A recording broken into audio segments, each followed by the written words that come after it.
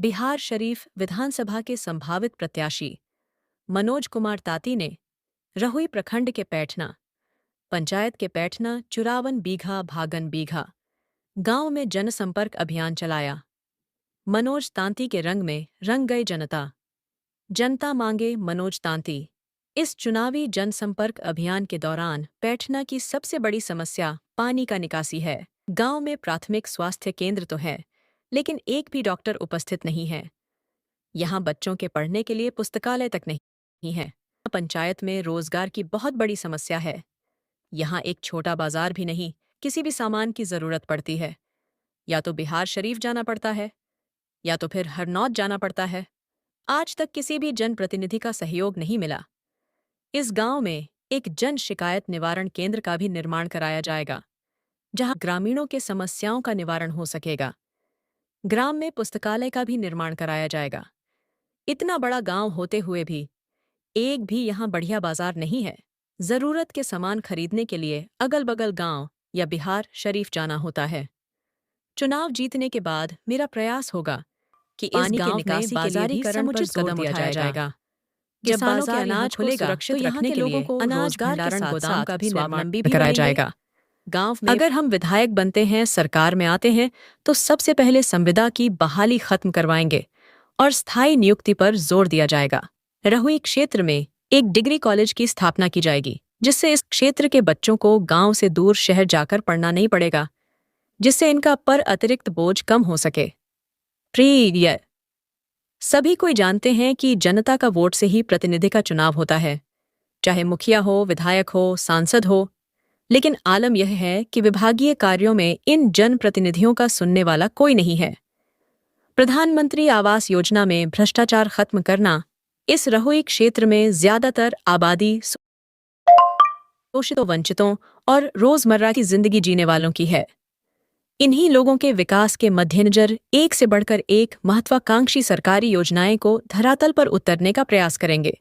गरीबों, शोषितों, वंचितों की आवाज बनकर मनोज तांती हर दिन उनके जीवन में खुशहाली लाने के लिए प्रयास करते रहते हैं। मनोज कुमार तांती किसी भी समाज में जाकर अपनी पैठ आसानी से बना लेते हैं। इनमें घमंड नाम की कोई भी बात नहीं होती है। मनोज कुमार तांती अपने कर्मों पर विश्वास करते हैं, न कि किसी राजनीतिक दल का टिकट का इंतजार करते हैं कि हमको टिकट मिलेगा तभी जीत सुरक्षित होगी। इसका जीवंत उदाहरण इन्होंने बिहार शरीफ नगर निगम में अपना विजय का झंडा लहराकर शहरवासियों को दिखा चुके हैं। चल रहे थे अपना भाईचारा में, अब वो नहीं किए हैं, तब तो चेंज करना पड़ेगा। अब आदमी सब सोच लिया है। अब ऐसू इस बार सोचिए लिया था कि चेंज करना है। आपका नाम क्या हुआ? आइए गए तो अंशु कुमार है। अरे कहाँ हुआ? पैठना आए थे मनोज कुमार तांती जी। हम लोग तो अब नया प्रत्याशी आ रहे हैं, हम लोग तो रहेंगे इन्हीं के पक्ष में। समय है ना पूरा गांव का। अभी हम लोग पैठना पंचायत पैठना गांव में आए हुए हैं। यहाँ से हम लोग 54 बीघा भागन बीघा फिर जाएंगे। अभी पैठना के सभी घर एक एक परिवार के पास जाकर मिल लिए, सभी की समस्या देख लिया। नाली गली पानी की समस्या, सबसे बड़ी समस्या यहाँ पर हमने देखा पानी की निकास नहीं है। और यहाँ पर जो ग्रामीण स्वास्थ्य केंद्र है, यहाँ पर उपस्थित डॉक्टर कोई नहीं है।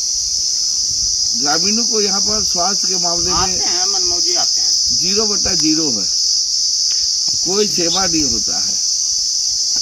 यहाँ पर किसी तरह का रोजगार नहीं है।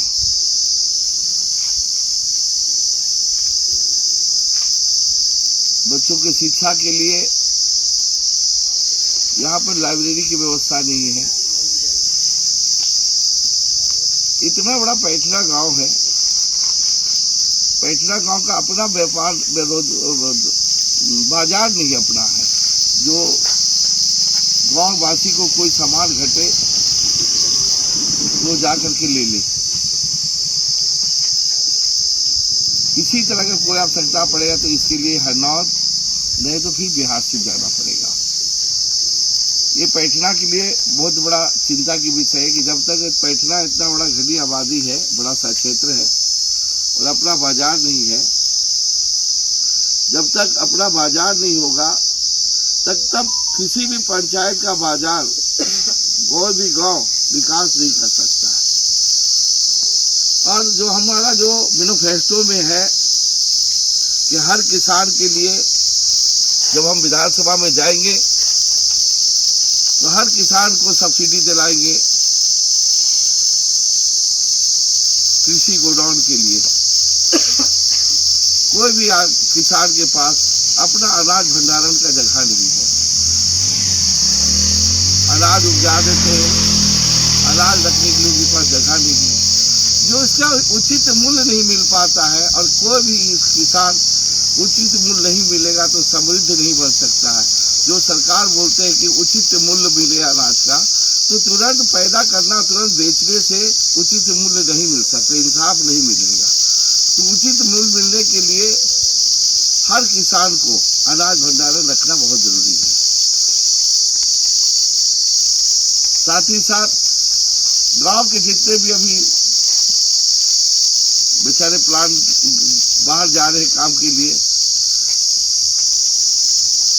कितने डॉक्टर और इंजीनियर हैं, सभी लोग संविदा पे नौकरी करते हैं।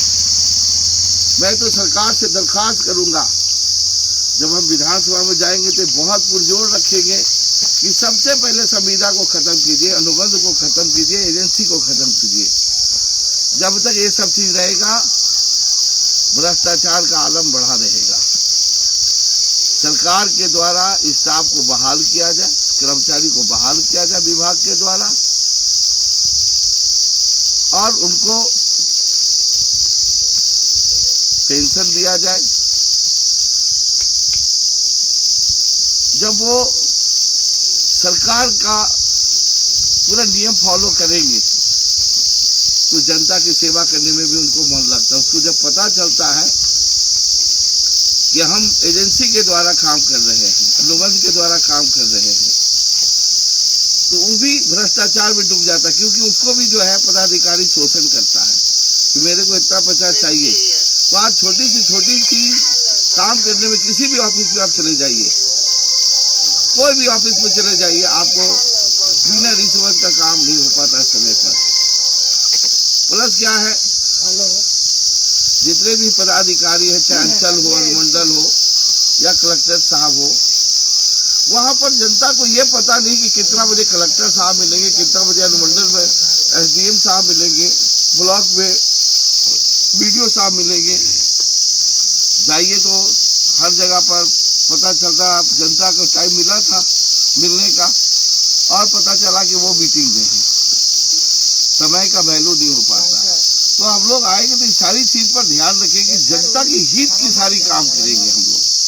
चाहे उनके रसायन हो, खाद की बात हो, रसायन की बात हो, बीज की बात हो, या उनकी किसी भी तरह की विभाग की जरूरत पड़े, तो हर हमेशा सक्षम होते हैं। सभी को जानता है कि जनता के वोट के द्वारा प्रतिनिधि बनते हैं, विधायक बनते हैं, एमपी बनते हैं, जिला परिषद बनते हैं, मुखिया बनते हैं, मेयर बनते हैं, उप मेयर बनते हैं, वार्ड परिषद बनते हैं। पर आज ऐसा आलम है कि किसी भी प्रतिनिधि को किसी भी विभाग में सही मान और सम्मान नहीं मिल रहा है। चाहे मुखिया जी जाते हैं कहीं तो उनको कितना सम्मान मिल रहा है ये खुद समझ सकते हैं। वार्ड परिषद साहब देखिए, किसी विभाग में बोलते हैं जाके भाई कि हम वार्ड परिषद हैं, किसी व्यक्ति के बारे में कुछ लिख कर देते हैं भाई, कोई सुनता नहीं विभाग में। तो हम लोग इस सब पर सारा चीज पर ध्यान देंगे कि विभाग अपने जो प्रतिनिधि की बातों को सुने, समझे और न्याय करे जनता को। तो हम लोग आएंगे तो जनता हित में जितनी भी बातें होंगी हम लोग करेंगे, जितनी भी विकास की बातें होंगी वो करेंगे। हम लोग पूरी प्रयास है कि किसानों को समृद्ध बनाना है, नौजवानों को रोजगार से जोड़ना है, विभाग के द्वारा नौकरी देना है, व्यापार के लिए आगे बढ़ाना है। सभी लाइनों पे काम करेंगे जिससे हमारा बिहार राज्य